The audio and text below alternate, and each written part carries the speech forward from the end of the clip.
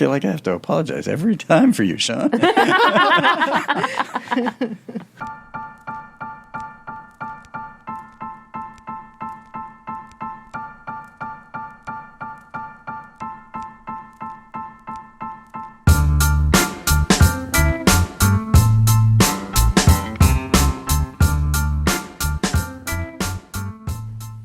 And we're live.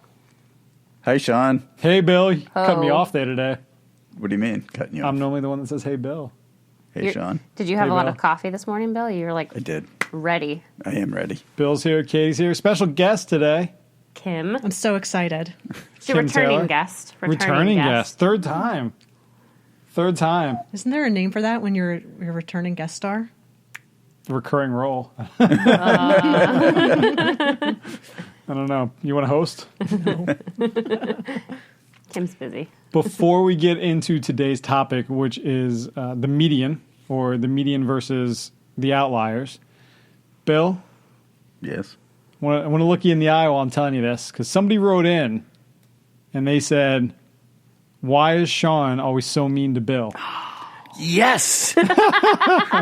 And it broke my heart, Bill. I was like, listen, we do a little in fun. We do a little in jest. There's a lot of sarcasm. I don't want to be mean to you, though. Well, Bill, do you know. go home and cry about it? Not usually. He does. No. Don't make me That feel was bad. my fan. Remember I said my fan club of one wrote in. Literally, my first question was that Bill that wrote that? It wasn't. Oh, good idea. You going to pay people to write in now? Yeah, I can do it myself. So anyway, I hope you don't perceive that I'm mean to you, Is Bill. this your apology? Kind of, but not really, because I don't think I'm mean. Somebody else Do you does. accept? If you believe I'm mean, let's have a talk afterwards. We'll have an intervention. Do you accept Sean's apology? No. Sure, but I kind of like the idea of having an intervention. I was going to say, you haven't answered the question. Am I mean? I don't mean to be mean. There's a bunch of things that we need to intervene on. Well, Sean. that's probably that is 100%, yes. But if it's me being mean to you on the podcast, tell me and I will adjust. Oh, no, Sean. I'm good. So believable. The guilt will not be removed. Anyway, somebody's out there looking out for you, Bill. Thank you, somebody. Meanwhile, Sean isn't sleeping at night. The guilt Right? is eating you alive. I try to live my life in a good way, and apparently listeners of this podcast think otherwise. But you can't spell median without mean. Correct. Is that your tie-in for today? I don't know. that Well, your median pivot? and mean are That was a they're transition. related, but not the same. Are we going to get into that? Yeah, let's do it. I meant anyway. Sure, great. And we're off. And this is Kim's last episode. Well, I think there's a couple of ways that you can look at today's topic, and we'll see where the conversation goes. But I think it all ties together where, specifically in compensation, we look at, are we paying at the median? And then the conversation always turns to, but what about the outliers? What about your high performers? What about those? I think it came up on a recent one, Bill, that you cited. What about those that might not have the skills to be the median, right? And they're going to be the other way, an outlier the other way than we would typically associate it with. But this can, in my mind, this also conflates with performance. How do you Absolutely. treat your high performers that have those valuable skills versus those that are at the mean, the average employee? So a lot of different ways the conversation can go today, but does that make sense that these things tie together? Sure. Kim? Works for me. So maybe let's start at the most direct way, which is when we think about comp and the talk goes to paying at the median, and we know the vast majority of companies that we encounter pay at the median.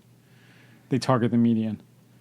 Why is that the case? And then why does the conversation always shift to, except for those instances where I don't want to do that? Why do we not take a more thoughtful approach to it? I think the median is where you start, not where you end. And it's it's the point that your salary structure is anchored to. Yep. But I think sometimes because we are working too fast or because it's too hard to differentiate or to, take money away from one person to give it to another, we tend to keep people clumped together around the median more so than their pay can be, I guess, less distributed than their performance levels or their, what their value to the organization is. Meaning that if somebody is a high performer and you look at, say, for example, their cost of living allowance, the high performer might get a full 3%. The low performer, is that what you're saying, might get? Well, if the everyone in that job is to average 3% salary increase, the high performer may get 5 and the low performer may get 1. I was going to say 3 versus 1 or whatever, but that exact same thought. And I think, recently we had a related discussion where we were talking about,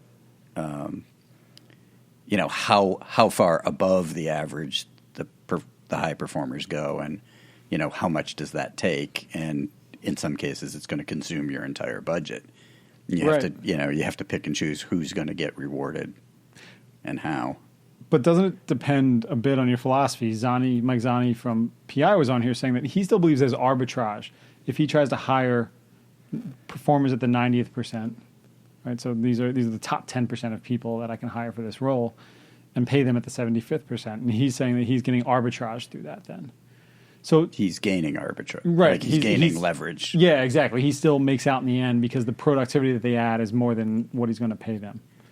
And I guess implicit in that is the people that he's bringing in are not being paid currently at the 90th percentile. They may be deserving of it, but they're not getting it. Correct. So they're willing to take an upgrade to the 75th percentile.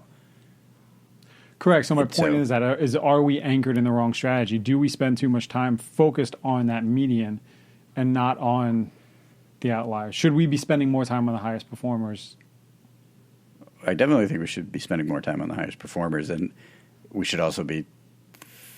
I'm scared to finish the sentence because I'm going to get into a place where I can't solve the problem. Let's go. It's like we should understand the return on compensation for those high performers. So back to your example, Sean, or the Mike Zani example, is if I can get a 90th percentile performer for the 75th percentile, I'm paying above what my theoretical budget is, but I am hopefully getting a whole lot more value. So the return on the extra dollars spent should be pretty high. But how do you measure that? That would be the next question. How do you know you're getting a 90th percentile? That was the problem I was getting into that I couldn't get out of. Yeah. I'm now painted into a corner. Well, Kim's going to bail me out. Well, no, I was just thinking, how do you get to that point? Because first of all, performance management is so hard. Like, it's really hard for companies to do it and feel confident that they're doing it accurately. So I would question whether most companies even feel like they know who the 90th percentile performers are. Yes. And then how do you get them to the 75th percentile? Because to your point about the merit budgets, if you give somebody 5% because you think they're a high performer, you have to take it away from somebody, and that's a really uncomfortable conversation to have. You have to take it away from somebody. So you're approaching it with, here's your fixed budget for this, not necessarily everybody can get 5% raises. Right, exactly. Right. I think most of my clients will come out with a 3% budget, and if you want to give somebody 5, that means somebody else has to get nothing. Right. You don't spread your 3 and then come up That's with right. a couple extra percentage points. Well, in the Mark Zicko episode, that's what we talked about. He was like, if you have, say, 10 people and you want to make sure that you're rewarding your high performers well, give them a 10% raise and then the rest get little or nothing. Right, at one extreme of that. Yeah, but I think that's easy for us to say. I think in practice, sure. It's very, very hard to do. I wouldn't want to be the manager that tells my average or slightly below average but still solid performer that you're not getting anything. Exactly, and that's how you end up with that 2.8, 2.9, 3, 3.1. Right, the compression issue. Yeah, it's just easy. It's easy to give everybody 3%. It's less confrontational. Right. But okay, is that what's right for the business? It could be, actually, but I think more often than not, no.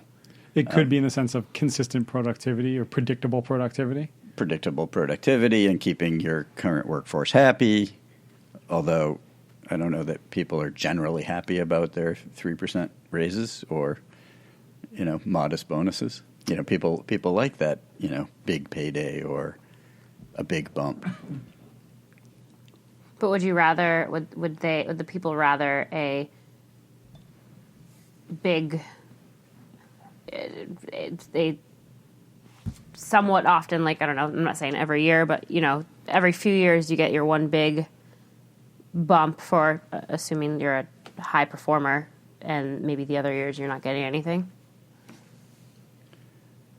Or do you know what I mean? No, I sort of know what you mean. Yeah, no, the people they want to be rewarded, recognized and rewarded frequently. And, I think it's not perfectly clear, but it seems pretty clear that younger generations like to be recognized and rewarded more frequently, not less frequently. I think there's also a challenge of, we talk about 90th percentile performers, nod to Kim, whatever that means, or however you measure that. But I'll cause some more problems and say, what makes not all 90th percentile performers have the same impact on the organization? If you're a 90th percentile accountant, it's not going to have the same as a 90th percentile salesperson. Correct. And so, who, back to I guess that's return on compensation, back to that concept of, like, where can you spend your compensation dollars to get the best impact for the company? Well, so the question would become, if I can throw a variable in there, because apparently we're just operating in theory today. So I'm secretly hoping that, by the way, that my one fan is an accountant, and that he or she's going to write in again. Sorry, Sean. Go ahead. I'm trying to be nice, Bill. Doing my best. It's hard, though, right? Keep trying. Harsh crowd. Maybe I'll get the sympathy emails. If there are things that are immediately measurable, right? Anything around growth, for sure. Anything, right? So new revenue coming in, or right, that it's easily measurable and easily associated or attributed to the last touch, the last thing that the salesperson that brought it in. But every company cares about growth. They care about cash. They care about market share. They care about profitability, right? Maybe one or two other things depending on your organization, but generally that's it. Product, whatever it is there. Of course, right. Product has to define all of it. If you don't have a good product, now that stuff's going to go in the right direction. But you need all those underlying services and support to make sure that is all, like, okay, let's use that accountant example. So now I'm going to turn it around and hope the accountant is somewhat empathetic to me. Shouldn't change the whole discussion just so that you get good feedback, Sean. But if you're not, so the deal's closed and you're not getting receivables in the time that you'd like them to be, you need a 90th percentiler, that theory, that's going to close that gap and make sure that your cash is coming in when you expect it. Right. And if that person's doing that and, cash flow is an issue for your organization, then it's valuable. That is valuable. And as it becomes more valuable, you want to reward that person more. We're sort of kind of bouncing back and forth between, more compensation, more base pay, and more bonus or more recognition. Sure. And I think that some of these things are actually more sporadic and less recurring. So, as something becomes more important, you can come in and say, wow, we really need you to double down and focus hard on collections. Right. And then, you can incentivize that direction then. But, people get addicted to that. Right. Whole other topic is, never pay the same amount of bonuses to people every year, because then it becomes an entitlement. You want people to... Right. We've had that talk before. Your bonus is now... Your raise is now a bonus. But what I guess what I'm having trouble trimming up in my mind, and I look at the room on this, is we have companies out there that every single one of them will say, I want to be an employer of choice. I want to have retain the best employees here. I want to attract others that are of a like variety, but I'm going to pay them like I'd pay anybody else. So why do we center this conversation around the median as opposed to maybe taking a differentiated approach? Why would you not focus on the high performers, or in Jack Welch's approach, and we've had talks loosely about this too, cut that bottom 20%. How do you how do you become an employer of choice when you're doing what everybody else is doing? Why wouldn't you anchor the discussion in something else, I guess is what I'm asking. I think it's because this is where the rubber meets the road, continuing cliche day, but the you know, like it all has to work, and you have to end up making more money in order to do that. So, you know, it's like I want the best people so that my company can make the most money, or relative to my peers, so that I can pay my people more. Right. And you need to have the money to pay the people, and two, you have to have your systems all figured out so that you know, what You can sounds tell good by in a paying people PowerPoint more. actually works in reality. Yeah, right. So by rewarding the top performers, you're consistently getting more of them and Right. getting more productivity out of them, Right. and you can tell that compared to your peer group that you're actually doing that. Right. By highly paying people, we are going to be more profitable, have more money, and therefore that you have this cycle of being able to continually pay people more. You can ball harder. That's one way to put it. Yeah. I guess so. I feel like I have to apologize every time for you, Sean. Well, now we know how that episode's starting. But yeah, so right, it's all in theory, but isn't all of this stuff in theory? We want to be an Yes. employer of choice. Yes, but what does that mean? But this one is it's a nice theory with a big price tag. Fair. And you know, if you just think about your payroll and you want to increase it 5%, that's a pretty substantial increase in just Cost. straight up Cash cost. out. And, you know, as you know, most people listening are going to know, there's all these other things that happen when you increase salary. You know, you have all your benefit costs and other costs that are going to go up with it. So there's that is a pretty big impact. So it's not a trivial decision. Or, yeah, I'll leave it at that. Well, so I have two questions. One, I guess, would be for you, Kim. Now, have you ever seen anybody that's taken this approach meaningfully, like they have intended to do it, and said we're going to change from the 50th to the 60th because of all these things? Not across the board, no. I have a lot of clients that will target the 90th for certain segments of their employee population, hot jobs, revenue generating functions, but I don't think I've worked with anyone who deliberately targets above the 50th percentile. But on the flip side, I don't have anyone that deliberately targets below the 50th percentile either. Everybody's really fixated on that median number. You basically have to plan for turnover if that's your model, if you're going below, right? You have to have that almost baked in, I think. Yeah, you do, or you have to know that that's just a temporary phase and have a plan to get to the 50th in a short term. But so to come back to yours, though, Bill, doesn't cost go up no matter what, right? And maybe it's just more controllable if you predict that it's going to be 3% across the board, then everything else is going to be 3% too, like contributions to 401ks, whatever it is that you kind of Well, right, the median itself goes up. Right. Right. But if you're, going ahead of that, then your costs are going to go up More significantly substantially. more. Yeah. I mean, once you get, I can't, off the top of my head, I can't prove this, but I'm pretty sure it's true. Is like if you go from paying everyone at the 50th percentile to paying everyone at the 60th percentile, you'll have a one-time hit, and then your costs are going to go up loosely at the same rate, probably a little bit faster than the median, the 3% as otherwise, a right? year-over-year percentage.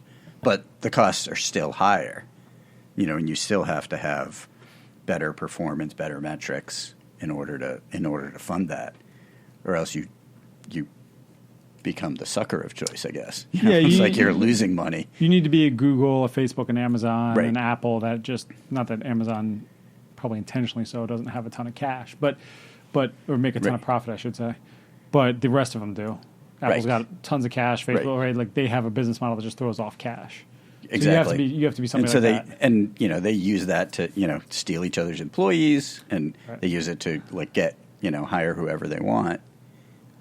Not everybody is in that position. In fact, most companies aren't in that position. Right. Another one, I can't remember if we talked about this before, is like I've worked with a few hedge funds in the past where they were like, Doesn't matter. money what you say. at the salary level is not a big deal, and they're just happy to pay to be an employer. I mean, they're literally being an employer of choice. We don't want you to ever think about leaving, and we're going to pay you way more than you'll get anywhere else. And for that, all we that's because you're soul. Right. I was just thinking that.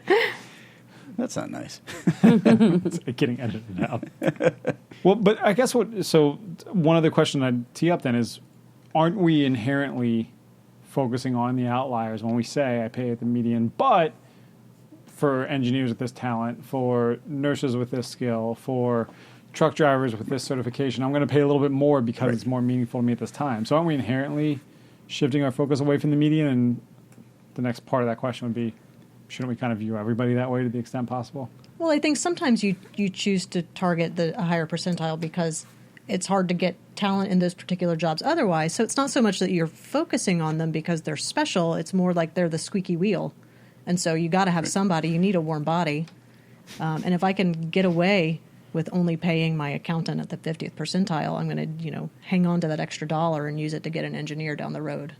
But do you want to get away with things, in the air quotes, and or have a strategy, run the risk, right, or be proactive and make it instead of, I think the way you described it, Sean, is you make an occasional exception for either the squeaky wheel or the handful of people that somebody panics about, or do you have an actual rule, or is it part of your plan and your philosophy to pay outliers accordingly, appropriately, differently? Yeah, and maybe you do, maybe you don't publish it, widely that's what you do, because more often than not it would be then everybody would be an outlier. Exactly.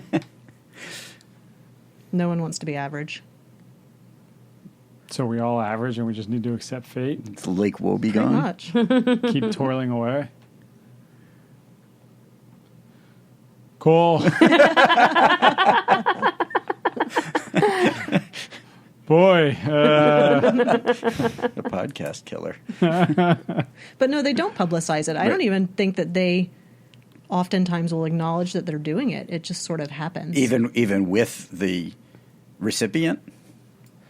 Oh, definitely not with the recipient, because once it leaves HR, once it leaves compensation, it's out there. You have no control over that anymore. So I'm not going to say, hey, Bill, you're an engineer. I'm going to pay you at the 90th percentile, because you're going to go tell Jeff and you're going to go tell Ben, who aren't engineers, but then they expect that and wonder, why am I not getting paid that way? But isn't this where you need a code in the system for it every time? Like, isn't there basically some kind of documentation around this? No, I think you'd be surprised at how loosey-goosey people are. Where they just, that he is over the max, that's okay. I think that sometimes they won't even admit to themselves that they're doing this. It's not a formal philosophy, it's just something that happens. What about in that situation where Bill's at the 90th percentile, but Sean, who's on his team and is also an engineer, is not, and then when they have a conversation, now I'm getting to a whole nother topic. If we were to be doing the same job duties and have the same skill level, but and all you're the not same a stuff, 90th. Like, if he's getting paid the he's 90th, but he is a high performer. Yeah, and you're just like, you're mediocre. We're just applying new titles, but it's the same thing. Right? Yeah. It's fine. It's fine. All of a sudden, we're engineers. But Wink, wink. Well, that would become a fair pay thing, depending on if the job duties are the same, performance is the same, right? That would you'd have to be able to prove a case for. I guess I'm always curious, like how with all the fair, and now we're getting down the fair pay track, but like with all these parameters that are now in place, like how. I think I actually asked. Why even bother differentiating pay anymore at all? Like. Kind of. Yeah. No, I know. I definitely think we're going to see a whole track of companies that are, just bands of base, like every, 10 or 20K, you're a 40K a year, you're 60, you're 80, and make up the difference in a bonus and, move on based on a legitimate performance-based bonus. Got it. But I think that the issue that, like Kim pointed out, is one where, it's easier to not have that conversation than to have the conversation and say, no, you're not a 90th percentile performer, and this is what you should do to become one. Here are your strengths, here are your weaknesses. Yeah. Keep your strengths, make them a little better, and address these weaknesses. Here's the we gap have to standards, get there. right? If you can do this, you can get there. Right. And sort of, it's not easy have that conversation with people. But I think once you start having those conversations and have them Not just around reviews. more frequently, less, there's like less pressure, constant. less intensity, and it's just, it goes from being a performance review to being coaching. Yeah. And people, I think respond Or like, better this is to just coaching. how we have our one-to-ones or whatever. Right. Yeah. So we're all average, but Except for Bill. the certain Some are few more can stand average out. than others. Isn't that an Animal Farm? You who likes to ask people about their favorite books. This is sounding very much similar to that. What was that? All the animals are equal and the pigs are more equal? Something like that. Anyone? Anyone? Sounds right. It's taking me back to like high school English. Yes. So, The pigs take The over. pigs take- Tessa creepily whispers behind us, the pigs take over. it's making me feel like we have a very dystopian future ahead of us. I'm a little concerned for everybody here. But all right. Well, we'll leave on that note. It's been a cheery one today. It has. Did we accomplish something? I don't know. Anything else we should talk about in terms of median versus outliers here? I think we should go back to go back to Sean's book thing, and people should read the Malcolm Gladwell's book Outliers. It's true. It's interesting Is that read already and on the relevant. list? It should be. Is it? I think one of his other one came up. The not outliers. Tipping Point. Switch. Blink. Blank. Blink. Blank. I think Blank came up. I think Outliers is probably more appropriate for. Oh, It's a there's better book- fit for the audience. There's a book recommendation for the week. Add it to the list. Well, All right. thank you, Kim, for joining us today. Thank you. It's been fun. Bill? Maybe. Always Sean. fun. Thanks for operating in the abstract theory with me. Anytime. There's a reason you majored in math. I don't get the theories. I do. You do. I do. I know. I definitely don't. No. Mine doesn't work that way. All right, well, till next time. Adios. Over and out. That's my line.